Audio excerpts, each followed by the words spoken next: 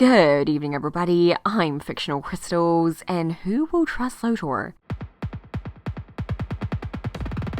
Voltron Legendary Defender Season 5 comes out March 2nd. The end of Season 4 had Lotor proposing a talk with Team Voltron and the Rebels. The entire Galra Empire is actively up against Lotor, even his ex-generals. Lotor has no one in the Galra Empire willing to help him, so he has to go to the Galra's opposition if he wants any chance at surviving. He understands how Team Voltron works. They're not going to kill him on the spot like the Galra would, especially when he could give them information on Zarkon and he's helped them and they know the Galra are against him too. Lotor's got to have his discussion with the paladins, and eventually, as we see from the trailer, they'll let him in. Kind of. He's locked in a cryopod. So what will be the paladins' reactions to him? Who is in favor of him joining and who is against? Let's examine each of them. Lance is vocally against him in the trailer. This whole thing is like making a deal with the devil. He's gotten people's motives/identities wrong in the past. You're a girl? How? Huh? Wait, what? You're an animal? He takes things at face value. However, he can tell when things are a proper threat.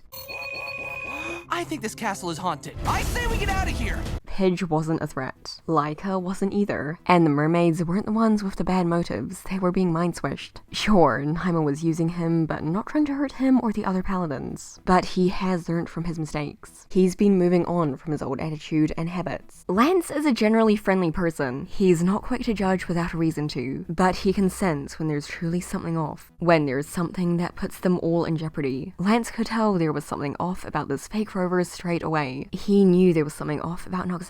Lance tries to kid himself. He makes it seem like others actually view him the way he says. He wants to view himself the way he says, all suave. He overcompensates on things to hide his true feelings and doubts, but deep down he knows they don't think of him like that. And he knows he's not as confident as his front suggests. He knows when he has to put his front down and take things seriously the way they really are. He understands when things cross a line, when he doesn't try to fool himself with any of his fronts, and instead focuses on improving himself, his relationships, and his general view. He is very effective. Lance knows when people need help emotionally. He has a way with words and always opts to do what's best for the team. He won't leave any of them behind. He's always been supporting the team. As a leg of Voltron, he lifted them all up.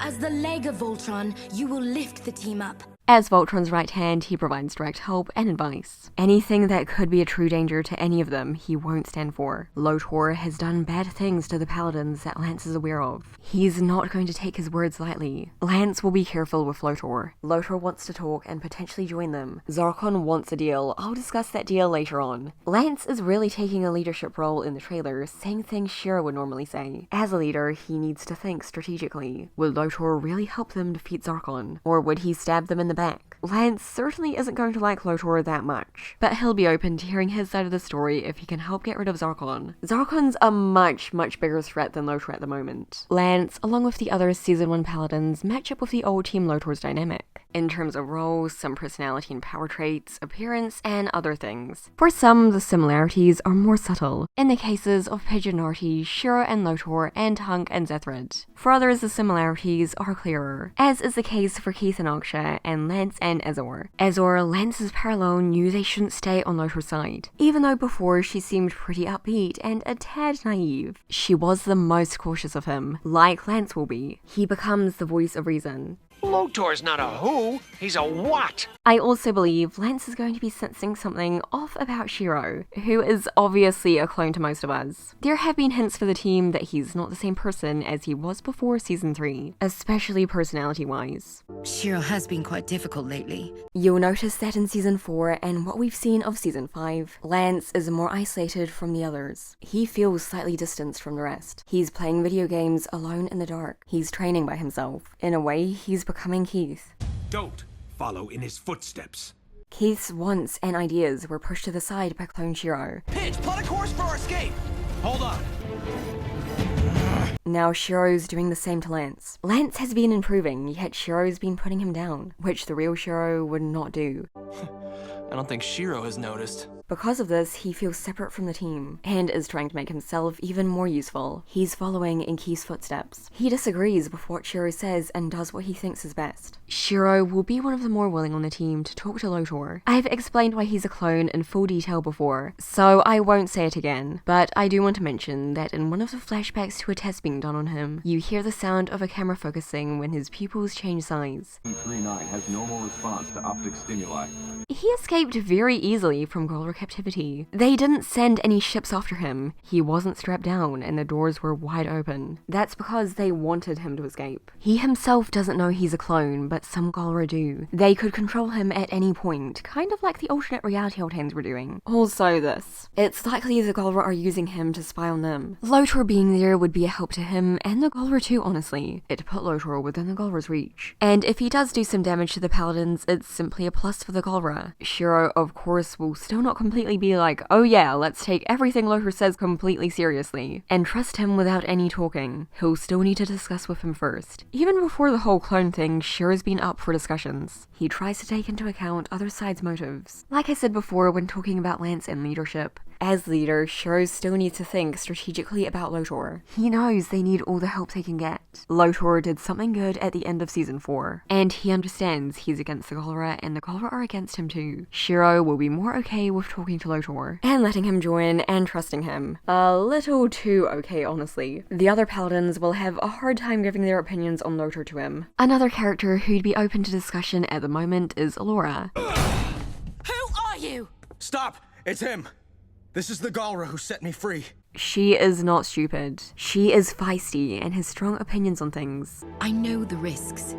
But she is also diplomatic, and same as the others, believes that together they are stronger. We are always stronger together. If we work together, we'll win together. Each ally gained only makes us stronger. That's the entire basis of Voltron. Allura will take precautions with him. She knows who he is the son of, and he's chased them down and used them in the past. Yet she will be willing to talk if he is. The not all galra are bad arc had an effect on her. It'll come into play here. She knows he's not bad just because he's galra. She doesn't like him because of the things he's done. The situation is going to be tense. It'll be one of the interesting things about this season. The fandom seems to get Hunk's view on other people wrong a lot of the time. He's always portrayed by fans as a sweet cinnamon roll who is friends with absolutely everyone he meets, trusts everyone, is very close to everyone, and does no bad to anybody. That is true to an extent. Most of the time, he is absolutely like that to his friends, the people who have earned his trust, but he is not at all like that to everyone. In fact, he is one of the lesser trusting on the team. I don't trust this guy as far as I could throw him.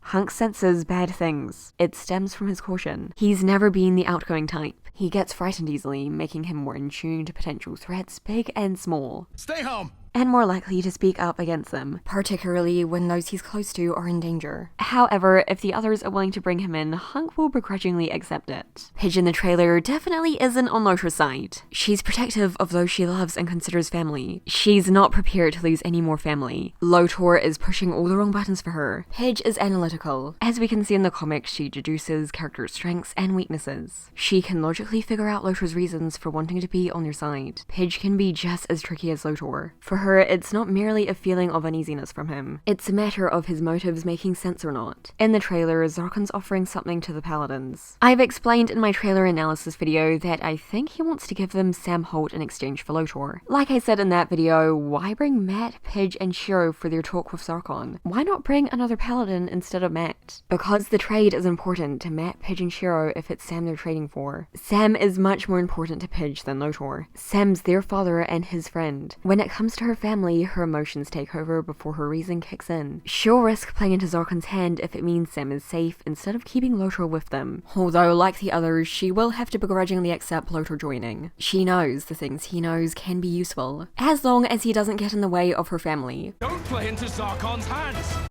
Cran, Matt, and Keith aren't going to be as involved with deciding what to do with him. Cran will pretty much go along with the Paladin's decision in the end, as will Matt. They'll have their input, but they don't know Lotor as well as these 5. Keith is still with the Blade of Marmora. He's been the most persistent of them all to get Lotor. Lotor saved his life. Keith was also affected by the Not All Galra arc. He'll be in the same boat as Allura. Them both being part Galra will come into play. Keith wants to learn about him, but won't be fully trusting. Keith is going to be a part of the discussion from afar. He wants to know Lotor's story and plans more than anyone, but figures the others can handle it. Although I have no doubt Keith and Lotor will meet in person sooner or later. Just one more thing I want to mention that's kind of unrelated. Lotor's sword looks like an Otan broadsword, with some Galra touches thrown into. What I'm trying to get at here is a Lance or Keith versus Lotor's sword fight. There are some Lotor sword fights in the trailer, and Keith and Lance do have a history with fighting him.